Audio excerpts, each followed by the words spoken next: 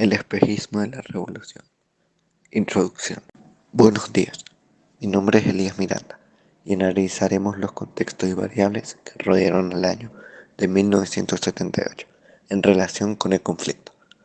Cómo la FARC y el M-19 reaccionó ante los paros cívicos y sus acciones ante distintas personas importantes. Iniciando este video, hablaremos sobre el paro cívico ocurrido en 1977, afectando a toda Colombia.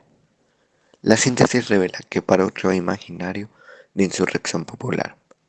Esto generó actitudes del gobierno y guerrilla, fortalecimiento del narco. Esta información nos revela cómo las visiones erróneas de la gente generan consecuencias más graves. Esto nos conduce a la insurrección apoyada por distintas guerrillas, que da paso a una élite económica que se conecta a ánimos de guerra por motivos políticos, sociales y económicos. A continuación, hablaremos sobre otro evento importante que afectó a Colombia, siendo la sexta conferencia de la FARC, donde ésta terminó adoptando una estrategia para la toma del poder, faltando que el pueblo y la vanguardia estuvieran listos. Esto me genera duda ante este tema, que es, en las futuras reuniones de la FARC, adoptaron una estrategia parecida en esta sexta reunión, y si se lograse otra estrategia así, ¿cómo cambiaría Colombia en el futuro? Además de esta sexta reunión, la FARC en los años 70 perseguían a los campesinos que sembraban marihuana y coca.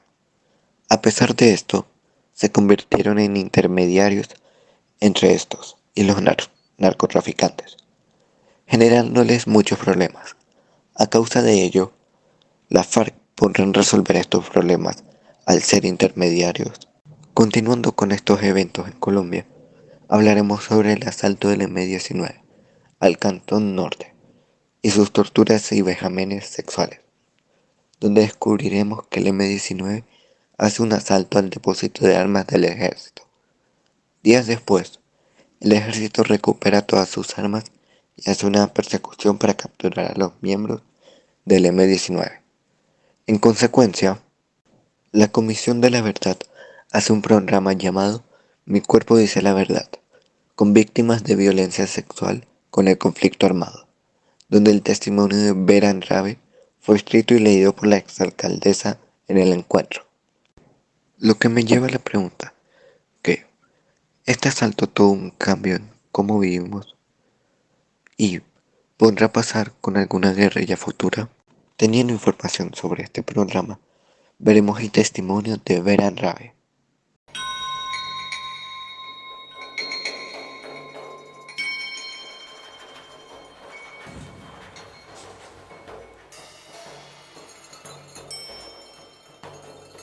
Tomó las armas para cambiar su país. Vera Grade fue una de las máximas dirigentes del M-19 y se desmovilizó cuando su movimiento guerrillero no le dio más sentido a la guerra. Tras firmar la paz, optó por ser parte de las instituciones y fue elegida senadora. Hoy dirige el Observatorio por la Paz. Yo soy de una generación de colombianos y de personas en el mundo también, de una generación para los cuales la revolución y la revolución armada era como algo que estaba como cerca, en el sentido de que si querías cambiar cosas, si no te gustaban situaciones en tu país o en el mundo, pues la guerrilla era una opción. Entonces, si tú quieres defender al pueblo, luchar por el pueblo, pero él es en últimas la gran víctima, Colombia tiene 7 millones de víctimas, pues tienes que replantearle eso como un método, ¿cierto? Y creo que además pues también los seres humanos crecemos, ¿cierto? También los seres humanos cambiamos, la humanidad es cada vez más consciente y cada vez más la guerra. Si bien la guerra o las revoluciones armadas han sido un camino de transformación histórica, pero también cada vez más es más claro que son las revoluciones no violentas y las revoluciones culturales las que cambian realmente de fondo las condiciones, lo que queremos cambiar.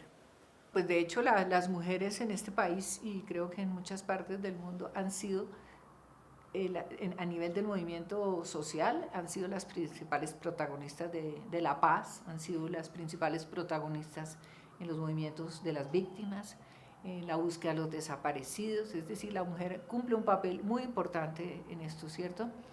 En cuanto a la negociación, pues cuando se instaló la mesa de negociaciones muchos pensamos que estaba era muy, pues puros hombres, ¿cierto? Pero se ha dado un fenómeno interesante, es que existe hoy una comisión de género en La Habana, ¿cierto? Y está moviendo muchos temas y muchas discusiones, y yo creo que eso es importante. Eso no se dio en los procesos nuestros, porque a veces se piensa, y pasa mucho hoy, que está hablando de la paz que va a venir de La Habana. No, la paz hay que construirla aquí también. En Colombia a veces uno ve ahora la gente tiene como un miedo a la paz, porque estamos como intoxicados de la violencia y como que eso es lo que ya conocemos. Entonces atrever a pensarse un país en paz, uy, pero qué problemas van a aparecer, es que miren la paz, las complicaciones que va a traer, como si la guerra no las tuviera. Entonces, no, que va, mire que va a aparecer este problema, claro que van a aparecer otros problemas, porque se acaba un ruido y aparecerán muchas otras conflictos, pero de eso se trata. Entonces yo creo que, y en la experiencia que hemos hecho aquí con el observatorio, trabajamos transformación de conflictos y hemos visto unas escenas de reconciliación maravillosas donde la gente, en la medida que reconoce al otro y se baja de prejuicios, se baja de prevenciones, es capaz de superar esas barreras y no de olvidar, pero sí de verse de otra manera y reencontrarse con los otros.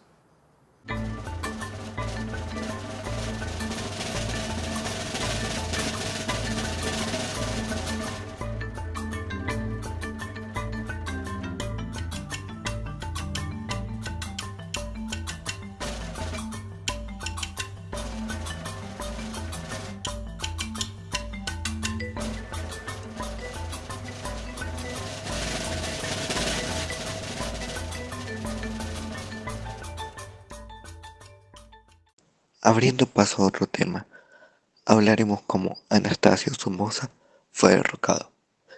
El Frente Sandinista de la Liberación derroca al dictador en Nicaragua, haciendo un incremento de guerrillas.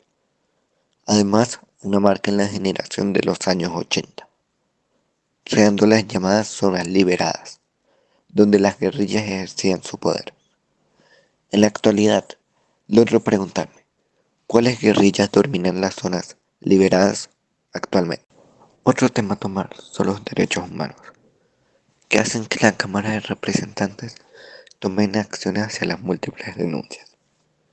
Además, el primer Foro Nacional de Derechos Humanos dio origen al Comité Permanente por la Defensa de los Derechos Humanos. A causa de ello, sentó las bases del movimiento en Colombia, que puso la problemática del país en el radar internacional. De ello resulta la pregunta, si los derechos humanos serán considerados mejor en el futuro. Gracias por ver mi video.